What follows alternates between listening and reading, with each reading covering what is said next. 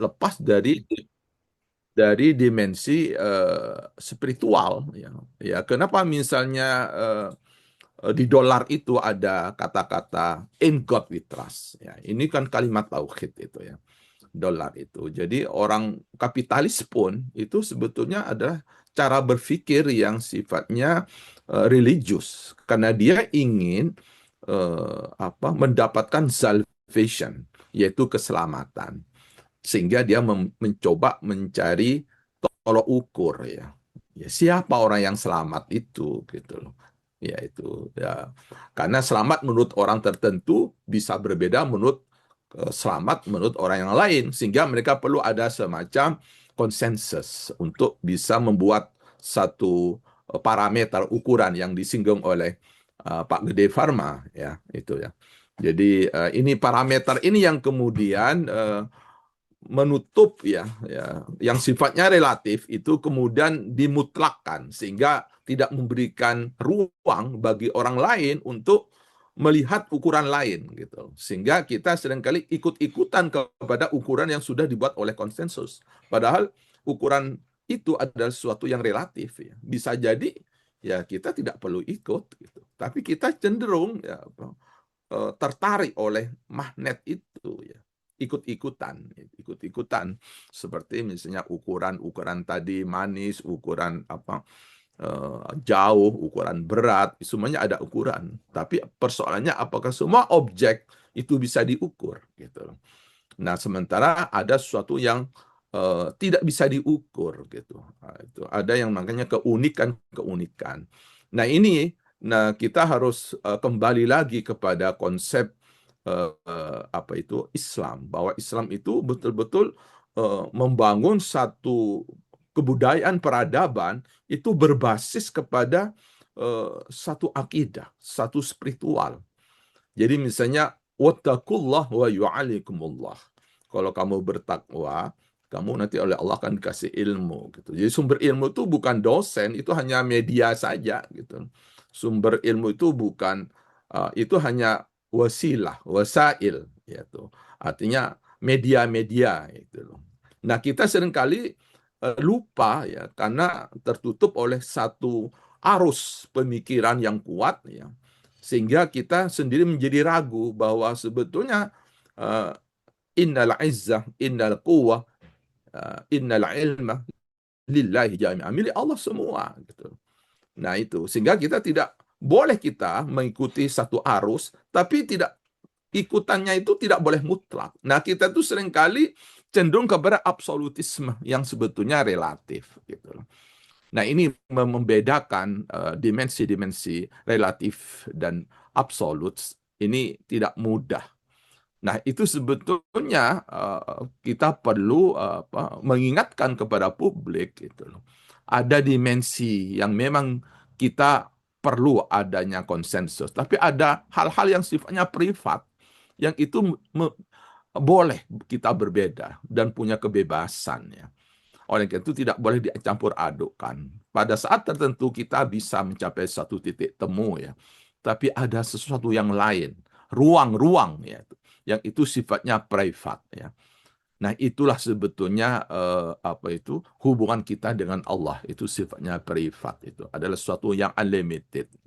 Nah, menurut saya itu kalau kita kembali kepada konsep dasar peradaban yang sangat tinggi yang diajarkan oleh Islam itu adalah penemuan tentang Tuhan. Nah, ini.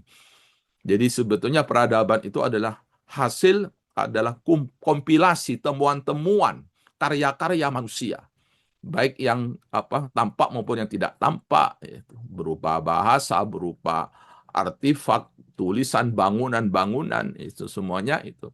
Tapi di balik itu ada sesuatu yang mendasari yang tidak kelihatan, yaitu Allah itu sendiri. Dan itu yang sangat berat. Makanya perlu untuk penemuan-penemuan Tuhan itu tidak bisa diberikan kepada manusia yang limited. Maka perlu ada manusia khusus untuk diturunkan. Makanya dalam Al-Quran dikatakan, sungguh aku turunkan seluruh rasul, seluruh nabi. Walaqad ba'athna fi kulli ummatin rasul an i'budullah. Agar mengenal man huwa Allah. Siapa Allah itu? Lita'lamu. Supaya kamu tahu Annallahu ala kulli syai'in qadir wa laqad ahatallahu bikulli syai'in ilma. Allah itu meliputi semuanya. Nah, ini adalah suatu great discovery. Penemuan yang terbesar itu adalah pada saat manusia itu menemukan Tuhan. Bukan menemukan pengetahuan, bukan menemukan teknologi.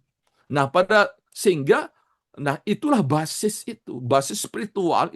Spiritual itu menjadi basis kepada intelektual, bangunan-bangunan budaya, bangunan-bangunan peradaban. Nah, pada saat fondasi itu hilang, maka menjadi rapuh, akan menjadi hancur. Karena manusia tidak mengerti lagi ultimate goal-nya. Makanya akhirnya dia lupa kepada Tuhannya. Kalau di dalam konsep Al-Quran disebut dengan al-ghaflah. Wa la takunna minal ghafilin.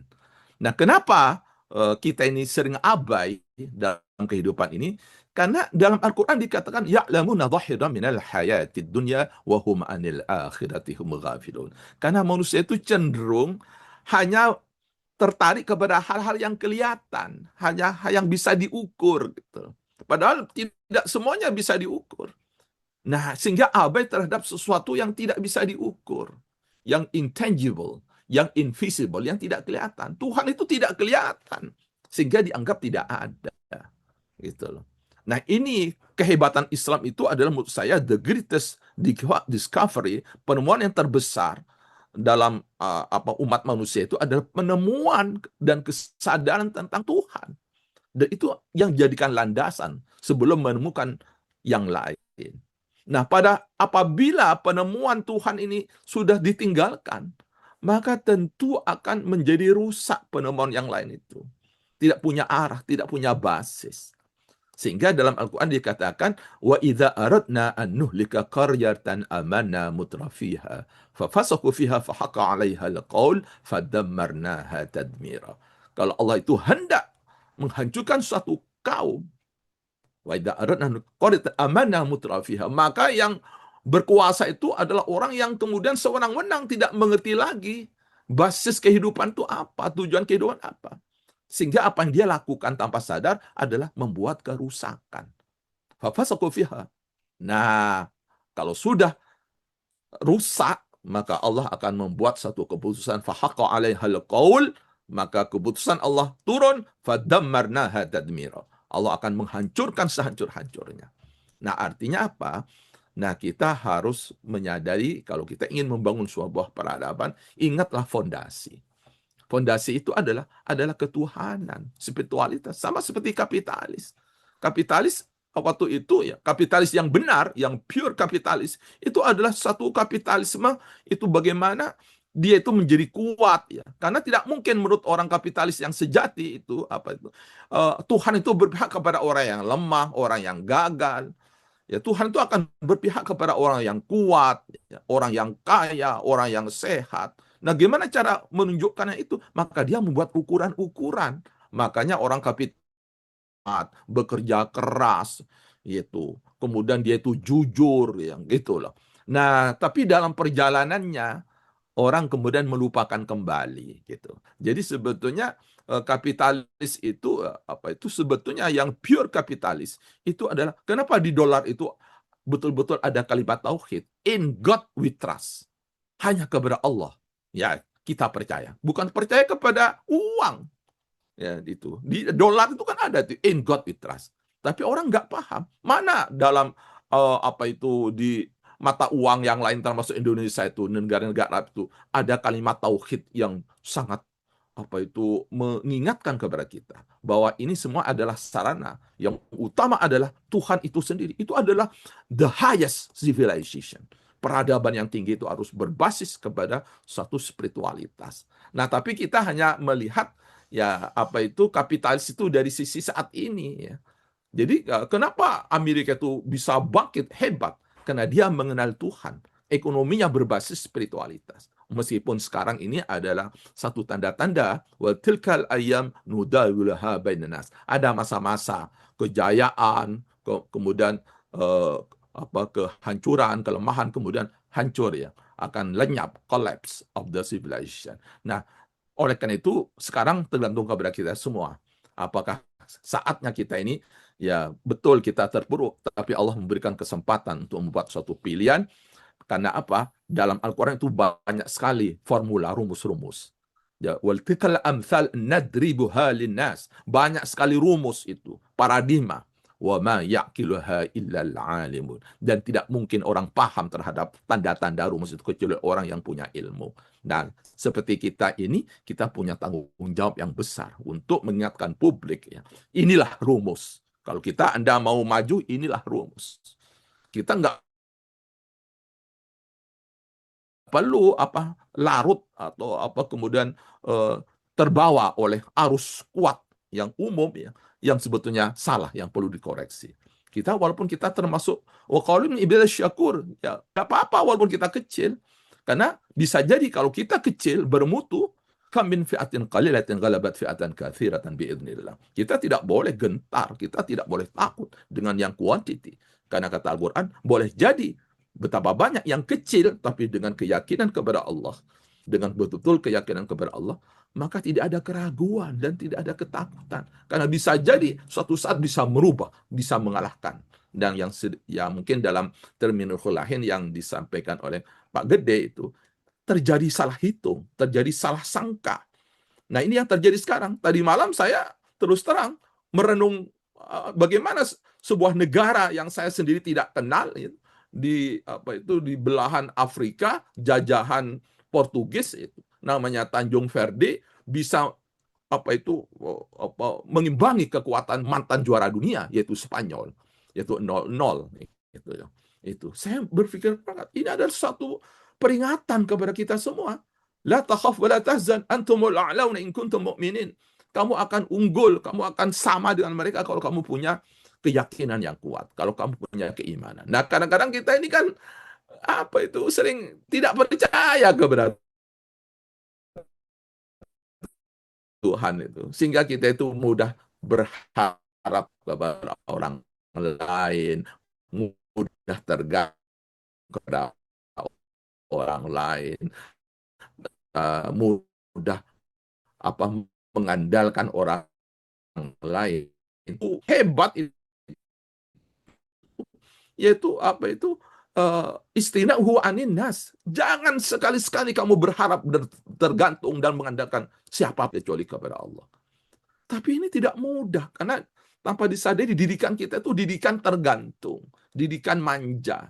Nah, ini padahal dalam Al-Qur'an itu kan ada wa may tawakkalu kalau kamu bersandar kepada Allah, bukan bersandar ke manusia, bukan bersandar kepada uang, bukan bersandar kepada fasbuh, dan Allah akan mengurus. Hasbunallah ni'mal wakil ni'mal maula wa ni'man nasir. Itu kita baca hampir tiap hari, tapi hanya berhenti kepada retorik. Belum mampu menggerakkan pikiran kita, belum mampu menggerakkan perilaku kita. Kenapa? Padahal itu adalah the greatest discovery of civilization, itu adalah penemuan tentang Tuhan.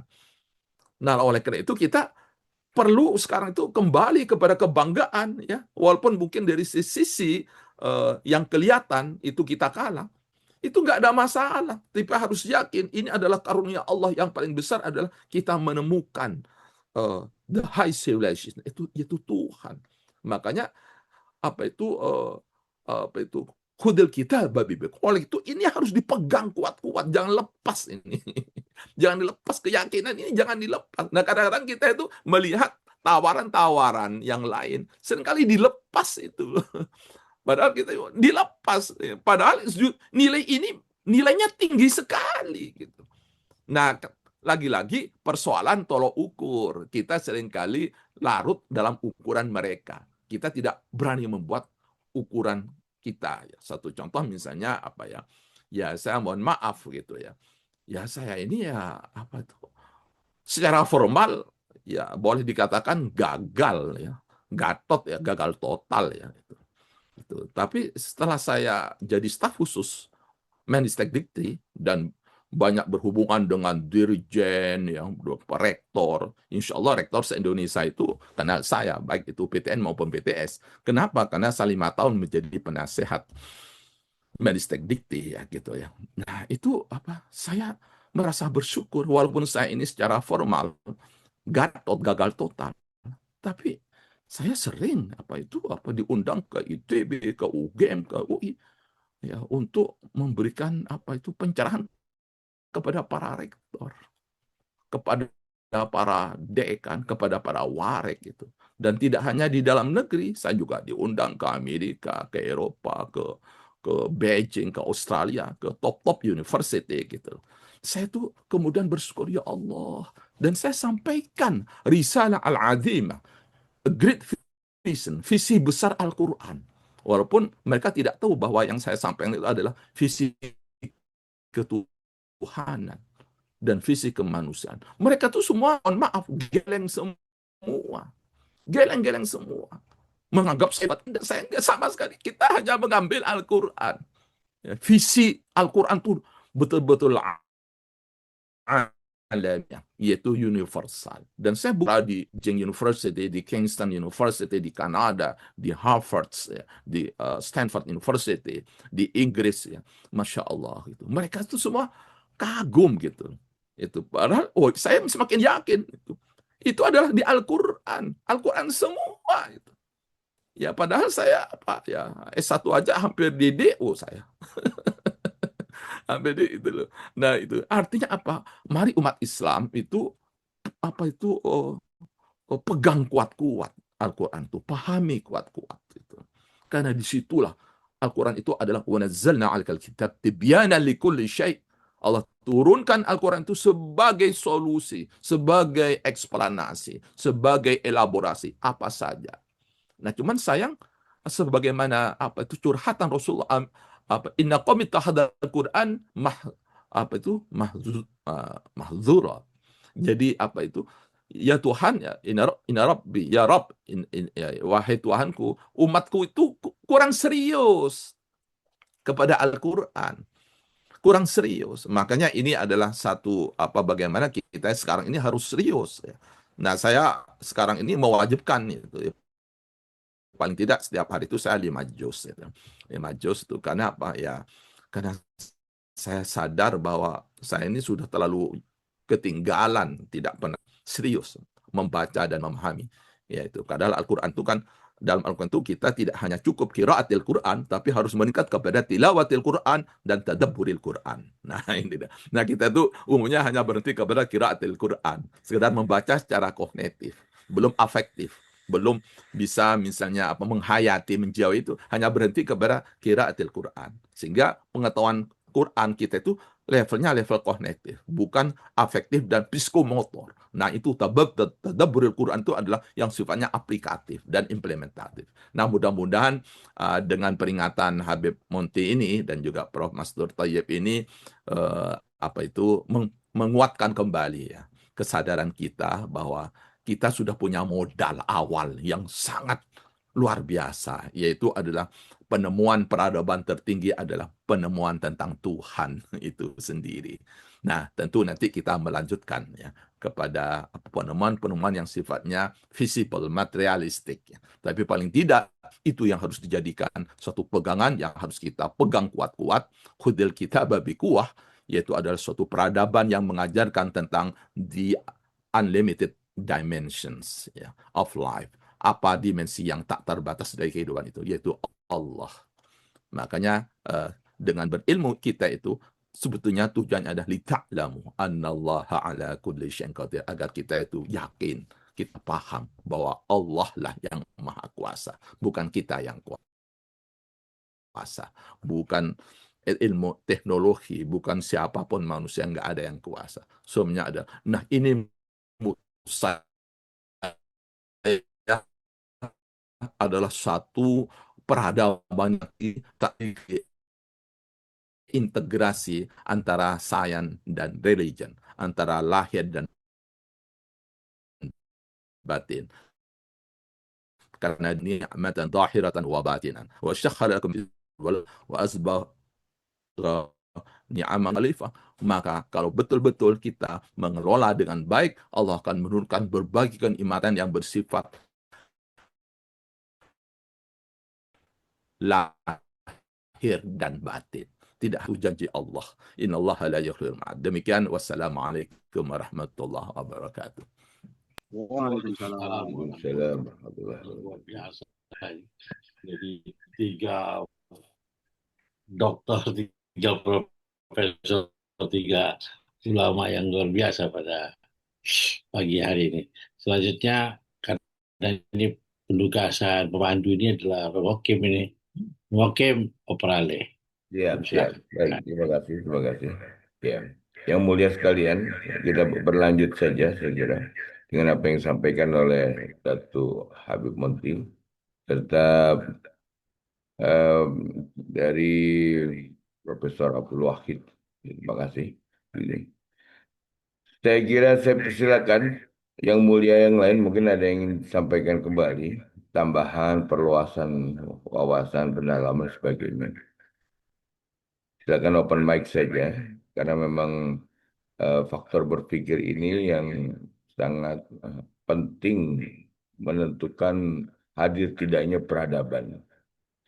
Sampai-sampai Tan Malaka membuat Madilog ini kan gara-gara persoalan berpikir yang kalah dengan takhayul, gitu, mitos dan sebagainya. Gitu. Jadi memang cerdas sekali ini Ayahanda Dato' Monti mengambil tema tentang berpikir. Gitu. Dan di Al-Quran 2 kali disebut. Ayat di Al-Qalam, surat Nun, Al-Qalam, kemudian di Al-Alaq. Ini kan menjadi sebuah indikator betapa pentingnya berpikir. Gitu. Nasib seseorang ditentukan oleh cara berpikir, mindset, paradigma, dan sebagainya. Jadi, baik, baik. Saya persilakan yang lain. Gitu.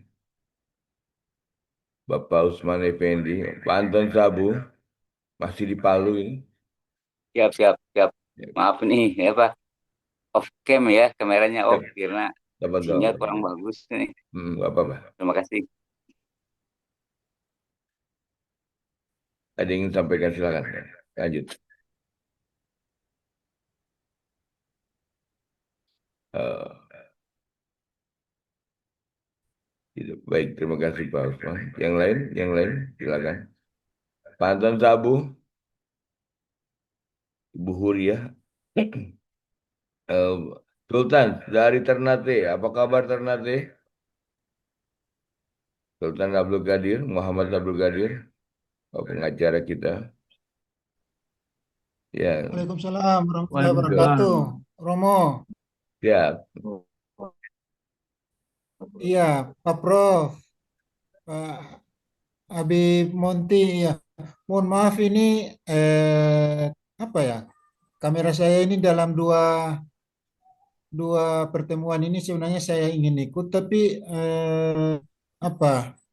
Wajah saya tidak muncul ya. Nggak apa-apa, Pak. Iya. Nggak apa-apa. Nggak apa-apa. Nah, Suaranya bagus kok. Direktur Ustaz. jadi saya mohon maaf, saya ikuti saja, saya menyimak. Mungkin kamera ini juga sebagai apa ya pertanda bahwa eh, di hadapan yang mulia, di hadapan para guru besar ini saya menyimak dulu. Terima kasih. Kalau baik, kameranya hidup bagus saya bisa apa, baik. tapi karena ini mati saya mohon maaf nih. Nanti kalau sudah saya perbaiki pertemuan yang berikut kita saling menyapa. Terima kasih yang mulia semua para guru besar. Ya, baik. Terima kasih. Assalamualaikum warahmatullahi wabarakatuh. Waalaikumsalam warahmatullahi wabarakatuh. Mungkin saya kembalikan ke Ayahanda Dato' Monti, khususnya kalau saya bertanya begitu, bagaimana eh, teknis dari cara berpikir. Karena masing-masing kebudayaan itu punya tradisi berpikirnya sendiri-sendiri. Nah, orang Nusantara ini kadang-kadang cara berpikirnya lebih kuat, mitos dan irasional dibanding yang rasional dan logis gitu. Sehingga kalau logika akademiknya nggak ada dan kemudian sampai hari ini mungkin mungkin salah satu menjadi indikator kekalahan peradaban, kekalahan teknologi, kemajuan teknologi yang diraih oleh masyarakat Nusantara gitu. Apakah demikian Dato Monti? Silakan. Terima kasih. Alhamdulillah. Begini, eh, siapa bilang peradaban kita tidak peradaban berpikir? Dan bagaimana kita berpikir? Dan kenapa kita gagal pada hari ini? Ketika tentu ada hal-hal yang membuat kita gagal. Kegagalan kita itu yang pertama, kita tidak menempatkan the nature is as a teacher, bahwa alam itu adalah guru.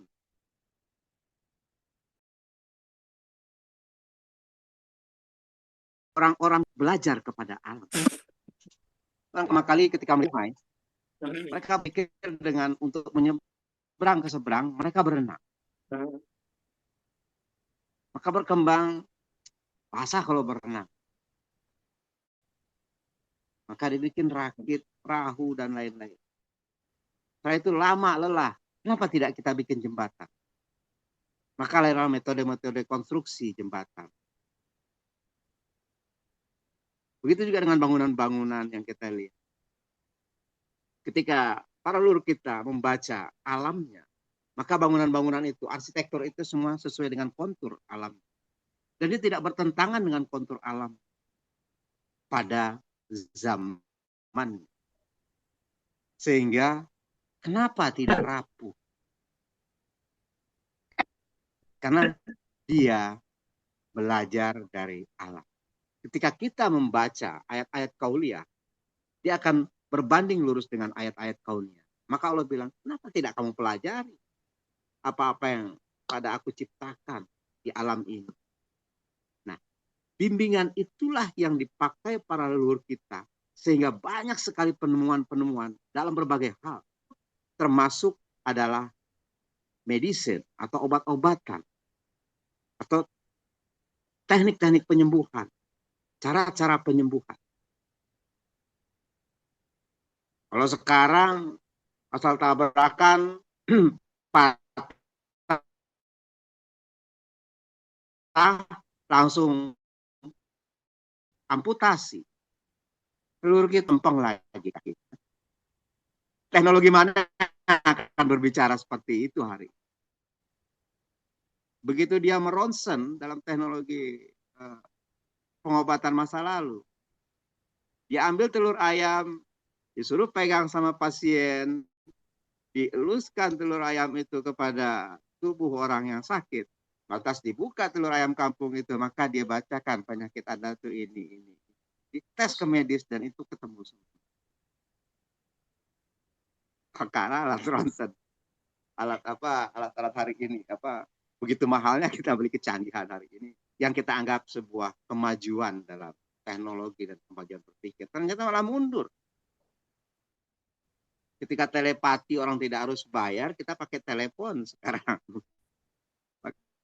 Pakai telekonferensi, ini nilai ekonomi yang positif, walaupun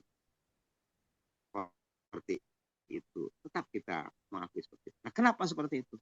Kita menganggap remeh orang-orang masa lalu yang bangun peradaban-peradaban yang hebat.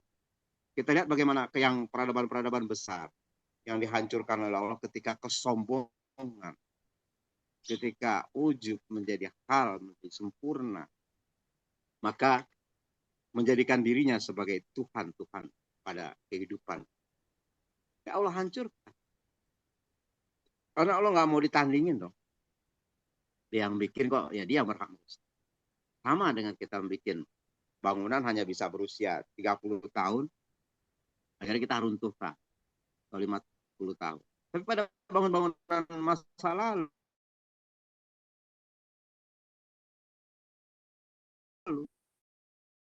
sampai hari ini tuh bangun-bangunan lebih hebat daripada rancang bangun pada hari ini. Ketika kita masih pakai sistem pahat, sistem kunci mengunci pada bangunan-bangunan, tidak pakai paku, tidak mempertemukan besi dengan kayu. Karena memang hal seperti itu. Dan akhirnya ketika terjadi petir yang akan memburu benda yang bisa menerima atau terbaca oleh panas petir, maka dia akan memburu. Kalau rumah-rumah sekarang pakai penangkal petir gitu kan. Hal seperti itu menjadi teknologi dan juga menjadi hal yang menarik dan kita lupa mempelajari itu. Hal yang kita anggap remeh-temeh. Ketika demam sakit terus dikasih, ketika campak dikasih minum air kelapa, yang kandungan iodiumnya tinggi pada kandungan-kandungan yang paling bagus untuk kesehatan, untuk membersihkan seluruh racun-racun toksin-toksin di tubuh. Kita malah beli yang lain-lain, obat ini, obat itu, yang malah akan menyumbat kerja ginjal. Akhirnya apa? Kita membeli modernitas dan menukarnya dengan penyakit. Maka ketika nikmat Allah itu ditukar dengan kekafiran, ya akhirnya banyak alam taruh ilal ladzina badalu nikmat Allah kufran. Apa sih yang Allah tidak kasih? Pengetahuan apa yang tidak diberikan kepada Allah? Dari Allah kepada kita. Maka bagaimana kita mengabdikan? Nah, maka yang saya kenal hanya ada 3 hal yang ada dalam jiwa muslim seharusnya. Ketika dia menselaraskan antara zikir, pikir, dan fikir pada satu rangkaian untuk membangun, untuk melakukan sesuatu tatanan kehidupan yang sesuai dengan kehendak Allah, yang tentu juga diterima oleh alam, diterima oleh bumi, dan dibuka oleh langit seluas-luasnya pada penerimaan yang terindah. Penemuan-penemuan tauhid ini, penemuan seperti Prof. AWM sampaikan tadi, itu sudah kita belakangkan. Kita hanya just reading, no action. Benar, kita hanya just reading. Dan kita setelah Ibnu Haytham, ya, terus Ibnu Sina, kita seperti terbunuh pengetahuan, keinginan kita hanya euforia. Euforia dengan kejayaan-kejayaan masa lalu, sehingga jangankan kita jangankan untuk maju, untuk lebih berpikir jauh ke depan, malah kita bertahan saja tidak mampu. Karena alam yang sebagai guru yang Allah sediakan untuk kita pelajari, malah ternyata kita aniaya, kita sia-siakan. Bukan Allah tidak mengizinkan mengeksplorasi alam, iya, tapi bagaimana kita mempelajari? Bagaimana berumah di tepi pantai? Kalau takut berumah, kalau takut dihantam gelombang, ya jangan berumah di tepi pantai. Maka dibangun. Allah melarang jangan berdiri bangun-bangunan di atas tepi. Nanti itu akan meruntuh. Dalam surat Ali Imran 103 yang kita dengar, yang kita hafal sekali. Watasimu bihablillah jami'ah wa tafarraqu, itu menjelaskan bukan cuma bangunan kesatuan umat, tetapi juga mendirikan building-building, gedung-gedung, bangunan-bangunan yang kita anggap pariwisata pada hari ini. Begitu amblas sudah habis, sudah banyak contoh. Karena kita tidak membaca alam. Nah, ada anak saya, anak-anak di sini kan, anak-anak di sini kan, saya punya anak banyak di sini. Artinya ketika dia bicara konstruksi, saya bilang, kamu lihat dulu kontur tanahnya. Kamu bikin jembatan, kontur tanahnya gimana? Fondasinya baru kita tahu, fondasinya akan seperti ini. Nah, ini belajar teknik sipil mana? Jangan teknik sipil. Teknik militer pun kita harus belajar sebagai muslim. Jadi begitu terakselerasinya pengetahuan, tidak terkotak-kotak pengetahuan. Jadi cara berpikir kita mengklasifikasikannya ketika kita akan melakukan eksekusinya menjadi perlakuan atau perbuatan atau doing. Kalau kita akan makan atau akan minum, kita bisa tahu rasanya kopi itu masuk ke dalam mulut. Maka alat pikir kita akan merintahkan tangan untuk bergerak dan mengangkat gelas. Dan kita tidak belajar itu bahwa itu adalah kekuatan yang Allah berikan kepada tubuh manusia yang di dalamnya ada ruh. Nah, ruh inilah yang akan nanti dicabut semua apa yang kita lakukan. Ruh ini sama mungkin barangkali kalau alat modern sekarang prosesor mungkin. Bukan profesor, Prof. Mansur. Prosesor. Begitu prosesor dicabut, tidak berfungsi itu komputer. Dan kita mute. Kita mati. Maka kulun nafsin zaikatul maut. Dan prosesor ini yang dibawa, dan besok prosesor itu dimasukkan lagi, dan dia akan menjawab. Karena semua terekam di prosesor ini. Metode-metode ini, orang-orang cerdas yang sayangnya tidak dari kalangan kita, ya Allah ya salam. Maka lahirlah pengetahuan yang justru harusnya kita bisa menggali itu dari ilmu-ilmu anatomi, ilmu-ilmu alam, yang Allah berikan untuk kita dan kita pelajari bersama. Nah, cara berpikir kita yang mana yang kita bikin sesat ketika kita membelakangi apa yang seharusnya kita hadapi, kita sesuaikan. Nah, bukan kita memaksakan kehendak, karena yang maha pemaksa adalah Allah Ta'ala. Maka kalau di tepi sungai, rumah kita akan begini, rumah panggung itu begini. Orang dulu lebih arif dan bijaksana daripada kita terhadap alam dalam cara berpikir alimnya, ilmunya. Jadi Allah ja'alamal bil qalam alamal insana malam ya'lam sebagai gerbang yang diberikan oleh Allah kepada Rasulullah yang menjadikan Rasul menjadi patona adalah orang yang memiliki kecerdasan dalam kecerdasan emosional, kecerdasan intelektual, dan kecerdasan sosial. 3 kecerdasan inilah yang berpadu dalam diri Rasulullah ketika spiritual menjadikannya tafakkur. Ketika intelektual dia berpikir ini menjadi kalau untuk kamu pikirkan, apakah kamu tidak yakini? Kalau kamu berpikir seperti itu, yakini. Dan bagaimana ketika kecerdasan sosial menyelesaikan hal-hal yang berkaitan dengan kebanyakan yang terjadi pada saat. Nah, barangkali saya sebagai orang Minang agak berbeda. Karena mungkin orang Minang itu stempelnya langsung, wah ini open minded gitu. Ya dulu, kalau sekarang kan banyak yang mungkin orang Minang agak sering tertinggal. Artinya Minang itu menganut paham yang sangat unik dalam pranata adat. Mereka adalah orang-orang yang kapitalis, tapi mengolah kapitalnya ini dengan cara komunis, strata kehidupannya itu sosialis banget, dan ikatannya adalah tauhid. Maka di situ kita menyebutnya adat bersandi sara, sara bersandi kitabullah. Alam terkambang jadi guru. Kenapa kita begitu? Karena di Minangkabau lahan atau tanah itu kapital modal, tetapi bukan milik personal. Dia milik bersama, milik kaum. Dan tidak untuk laki-laki, Pak. Laki-laki hanya punya kewajiban di Minang. Laki-laki tidak punya hak, yang punya kewajiban. Kewajibannya menjaga dan memelihara sekalian yang berpucuk dan bernyawa. Kewajiban utamanya. Menjaga dan memelihara anak dan kemenakan.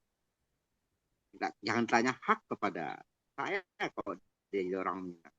Makanya pemangku adat atau nenek mama atau yang bergelar datuk, pakaian karena dia dianggap banyak hak untuk bisa menerima apa. Tetapi dia harus beralam luas, berhati lapang. Itu yang ditanamkan. Kenapa orang Minang itu perantau? Karena mungkin laki-laki mungkin banyak banyak protes dengan keadaannya. Padahal sebenarnya itulah yang dilakukan orang Minang untuk menjaga lingkungan yang sekarang sedang dihancurkan sehabis-habisnya di Minangkabau. Artinya cara berpikir kita dulu sangat, oleh leluhur kita sangat moderat daripada keadaan hari ini.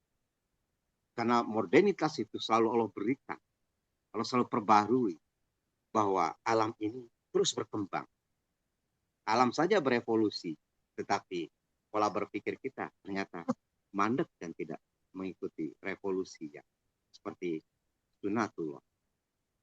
Mungkin cara berpikir kita terganggu karena kita cara memandang, menganggap jadi perspektif yang berbeda. Tetapi kita tidak berani menempuh perspektif yang berbeda. Ketika rasa kita terganggu, bukan kita memperbaiki rasa untuk bisa mewujudkan rasa dalam hal yang paripurna, menjadi karsa yang baik. Tetapi malah kita banyak yang beruzlah, banyak lari ke belakang, banyak yang menghindari. Maka kita lihat banyak orang yang mengurung, bersuluh, berkhalwat. Bukan kita melarang, tapi benar. Itu baik. Tetapi setelah berkhalwat ngapain lagi?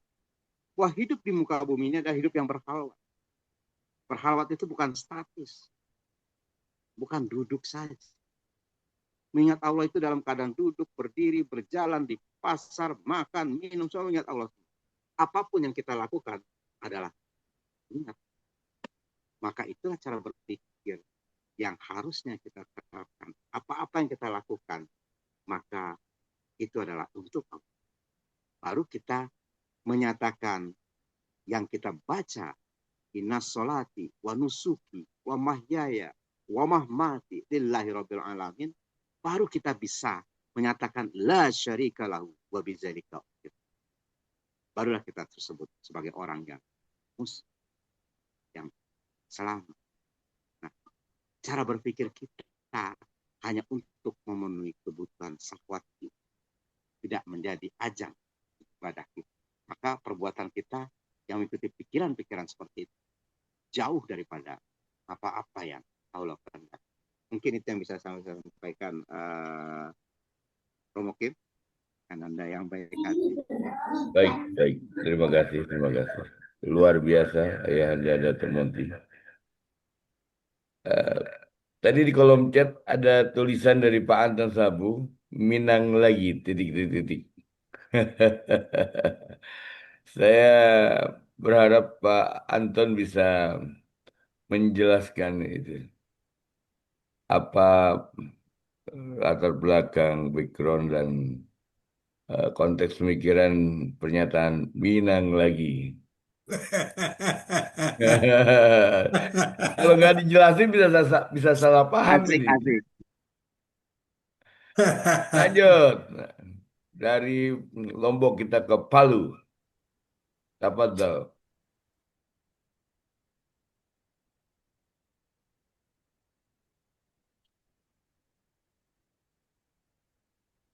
Ya, Pak Anton, silakan.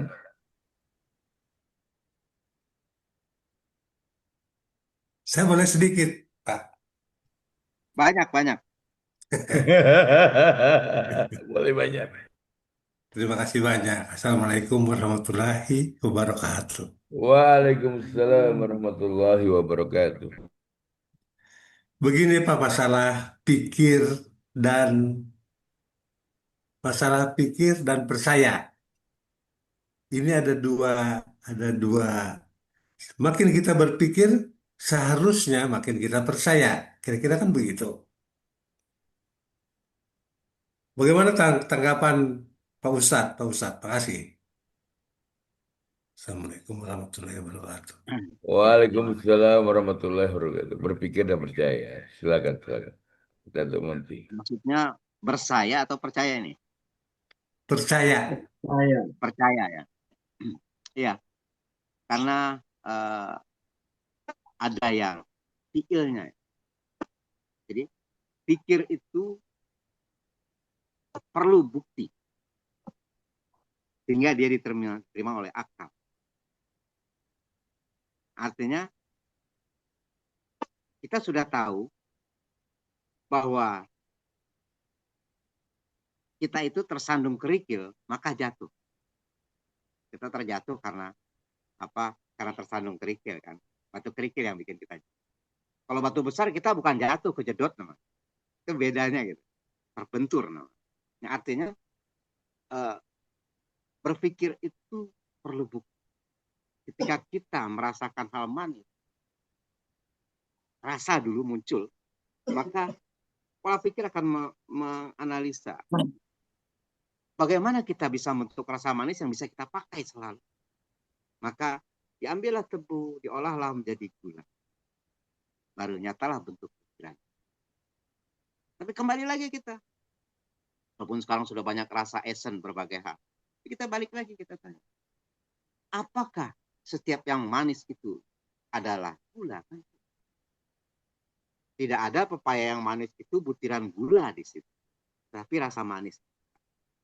Nah, jadi aplikasinya atau fiilnya, perbuatannya adalah membuktikan pikiran itu untuk membuktikan bahwa kita percaya bahwa ada suatu hal ketika Allah menyatakan Allah khalaqus samawati wal ard tsumma tawa 'alal arsy.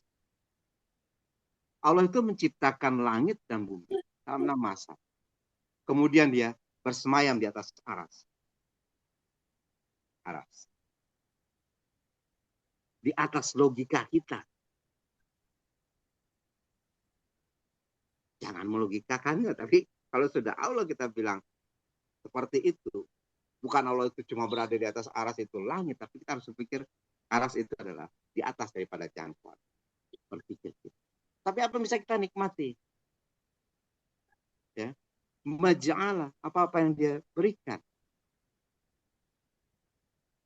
Manazala, apa-apa yang dia turunkan. Anzalal kitab, ma'an, dan lain-lainnya. Dia bentangkan bumi, diberikan untuk kita pelajari. Membuktikan bahwa Allah itu ada dan kemampuan kita terbatas. Akhirnya orang berpikir untuk persoalan tauhid. Berbeda dengan pola berpikir Romawi, mungkin kan, Yunani, atau Konstantinopel atau yang lain-lainnya pada masa-masa. Nabi Ibrahim juga dengan berpikir menemukan Robnya ketika dia melihat bulan. Nah, ini mungkin Rob saya. Tapi kita bulan hilang, dilihat matahari. Nah, mungkin ini matahari Rob kita. Gitu kan? Ternyata bukan juga. Nah, maka barulah dia mengenal. Oh, di sini kan ada yang cuma sampai matahari kan dibikin ikon jadi kayak gitulah kira-kira. Tapi jangan diambil apa cok aja. Artinya begitulah perjalanan ketika Nabi Ibrahim akhirnya membuktikan bahwa Allah itu ada. Bagaimana membuktikan Allah itu ada? Maka ketika dicencang-cencang Tuhan-Tuhan mereka, patung-patung mereka, lantas ditaruh kapaknya di patung yang paling besar, begitu dituduh dia, mana mungkin saya melakukan? Kan yang paling besar itu yang melakukan. Membuktikan bahwa apa yang kita bikin itu adalah bukan Tuhan. Dan sekarang kita bertuhan kepada apa yang kita bikin. Termasuk orang sudah mulai bertuhan kepada sains dan teknologi. Orang sudah bertuhan kepada AI dan menghamba sehingga otaknya tidak berfungsi lagi dan diserap. Maka saya khawatir menjadi penurunan daya berpikir kita karena dimanjakan oleh teknologi yang seharusnya kita bisa buat lebih bagus daripada apa yang ada pada hari ini dengan keyakinan tauhid yang bisa kita dapatkan. Ini. Mantap, mantap. Luar biasa. Assalamualaikum. Waalaikumsalam. Waalaikumsalam. Silakan. Iya, jadi karena chatnya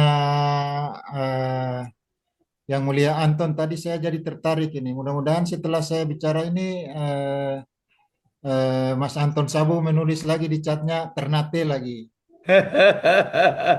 Betawi lagi. Betawi lagi. Ya, jadi begini, menarik ini luar biasa apa yang disampaikan oleh Yang Mulia Habib Monti tadi. Kita ini rupanya Minang dengan Ternate ini mirip-mirip apa falsafahnya.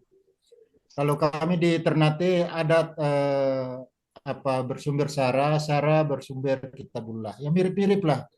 Jadi itu tadi. Nanti setelah saya berbicara ini, nanti Bang Anton Sabu menulis lagi di chatnya itu Ternate lagi.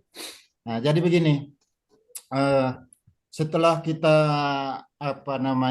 telusuri, pelajari dan telisik, ternyata Ternate ini sudah ada peradabannya sama dengan Fir'aun. Jadi ketika digali salah satu makam di Mesir itu ditemukan sebongkah rempah-rempah yang di dalam itu cengkeh. Artinya kami tidak mengklaim bahwa cengkeh itu ansih dari Al-Mulk, dari Maluku Utara, dari Maluku. Tetapi ya sejarahnya begitu. Sejarahnya memang begitu. Kita tidak boleh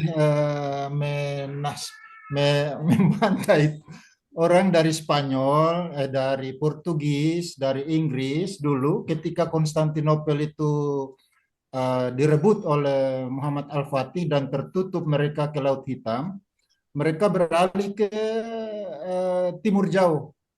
timur jauh yang dituju itu, mohon maaf, bukan ke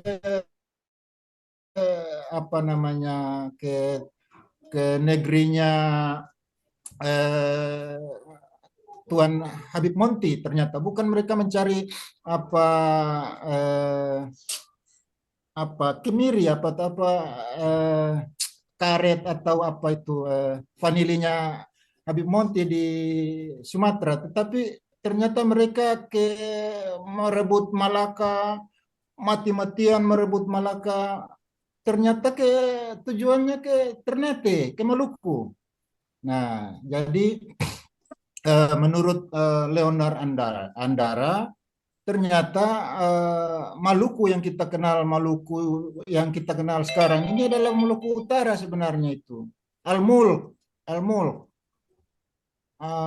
ini berasal dari Al-Mulk sebenarnya. Kita sekarang ini jadi Maluku, kemudian ibu kotanya di Ambon.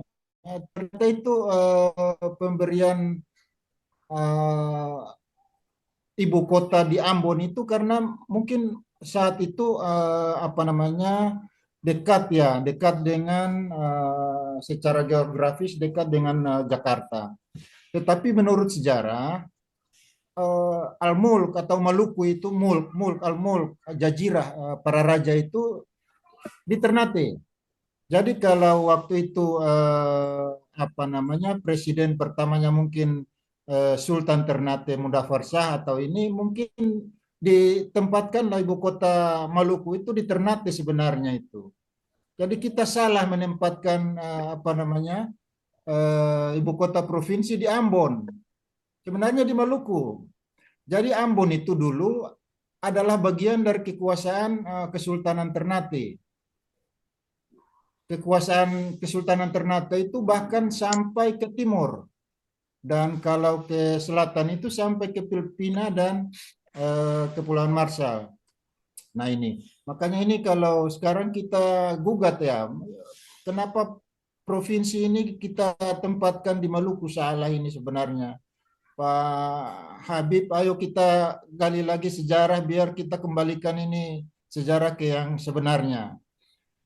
Tadi menarik, ada pengobatan misalnya di apa yang dijelaskan oleh Yang Mulia Habib Munti, bahwa ada pengobatan yang dilakukan pada zaman dahulu ternyata lebih canggih dari yang sekarang.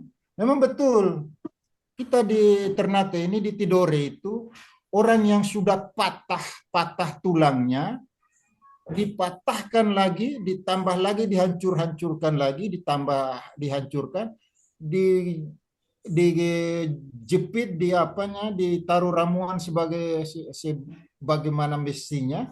Kemudian 2 bulan 3 bulan jadi lagi, tersambung lagi, dan sama seperti yang diciptakan apa namanya ya, sama seperti sebelum dia celaka. Jadi kalau di Minang, mungkin di mana, di teman-teman di Yang Mulia yang tidak mampu lagi apa namanya, tulangnya patah, tidak lagi bisa disembuhkan di ini, terus diamputasi, bawa saja ke Ternate atau ke Tidore.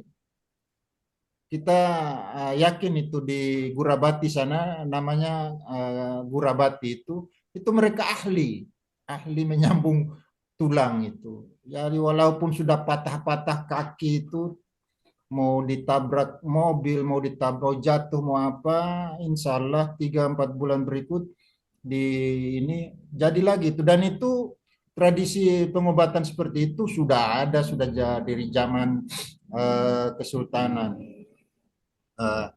Terus kita juga ingin meluruskan bahwa kerajaan Islam pertama di Indonesia itu ternyata bukan Samudra Pasai. Samudra Pasai itu 1275. Ini harus kita luruskan. Ternate itu 1257. Nah, ada putar-putar aja itu. Ternyata ini berdiri tahun 1257. Samudra Pasai itu 1275. Nah, jadi kalau di buku-buku sejarah masih ditulis Samudra Pasai adalah kerajaan Islam pertama di Indonesia, kita perlu luruskan. Ini apa namanya, referensi saya masih menggunakan Leonard Andaya. Ini saya ada yang mulia Gede Parma di sini. Cobalah kita menulis ini apa buku yang apa namanya, referensinya dari kita orang Muslim. Saya ingin menulis, cuma tidak tahu caranya menulis ini ya mulia Gede Parma ini. Coba dibimbing, ini banyak sekali ini referensinya saya ini, tapi kok apa begitu numpuk di otak, di file. Kita luruskan ini, kerajaan apa namanya, Kesultanan Islam tertua di Indonesia itu bukan apa namanya, di Indonesia, di Nusantara itu. Yang lalu saya dikasih materi kerajaan-kerajaan kesultanan di Asia Tenggara. Nah, saya belum selesai waktu itu Kesultanan Tidore itu 1115, jauh dari Ternate malah.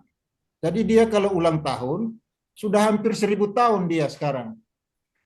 Sudah hampir 1000 tahun dia ulang tahun apa namanya, Kesultanan Tidore itu. Nah, ini yang mulia semua, kita saya mohon kita saling bantu. Kebetulan ini para pakar semua yang sering menulis, sering apa sering apa namanya, menumpahkan alam pikirnya ke dalam buku. Tolong kita saling bantu. Kita saling bantu bagaimana caranya itu mekanismenya sehingga kita kembalikan ini sejarah ini kepada yang sebenarnya. Begitu yang mulia. Terima kasih. Wabillahi taufik wal hidayah. Wassalamualaikum warahmatullahi wabarakatuh. Mohon maaf bila ada yang lebih, ada yang kurang, ada yang menyinggung apa namanya yang lain. Setelah Waalaikumsalam. ini tolong ditulis Ternate lagi begitu. Luar biasa ya. Ternate Tidore itu luar biasa, luar biasa. Ini Sultan Abdul Qadir mengingatkan pada guru saya, almarhum Sulaiman Zakawirus. Kebetulan di Bekasi itu ada guru di PII dan kami belajar pada beliau, namanya Sulaiman Zakawirus. Itu dari Ternate. Itu sekarang ketemu lagi dengan Sultan Ternate. Wah, luar biasa emang jodoh kita. Baik, baik, sudah jam 7.07. Em, sudah menit-menit terakhir kita ruang ini untuk bercengkrama pemikiran. Profesor Master Thoib nampaknya. Silakan Profesor. Ya, jadi waktunya udah lewat 08. Saya cuma merekomendasikan aja kepada Sultan Ternate ini, diagendakan aja. Ya. Nah, kirim tiket nanti ke Gede Parma, beres itu. Ya. Jadi kalau datanya memang sudah ada kan tinggal menulis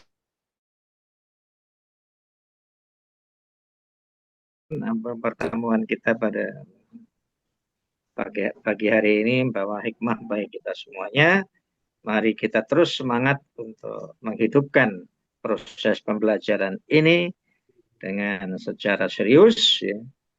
Sehingga apa yang kita targetkan untuk pemikiran-pemikiran yang seperti ini, ya, itu menjadi suatu pencerahan bagi kita, ya, terutama dalam membangun suatu peradaban yang lebih mulia dan tinggi lagi.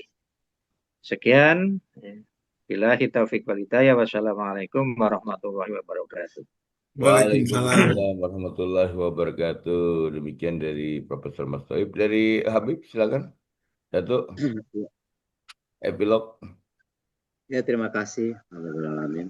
Artinya, karena kita bicara peradaban berpikir, bukan sejarah peradaban yang mungkin nanti akan kita kajikan juga nanti sebenarnya. Sejarah peradaban bangsa-bangsa.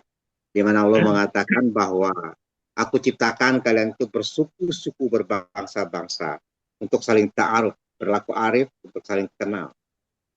Sehingga bukan menjadi suatu hal yang merasa begini atau merasa begitu, tidak. Mari kita sama-sama kan, bahwa bagaimana bertaaruf itu sebaiknya.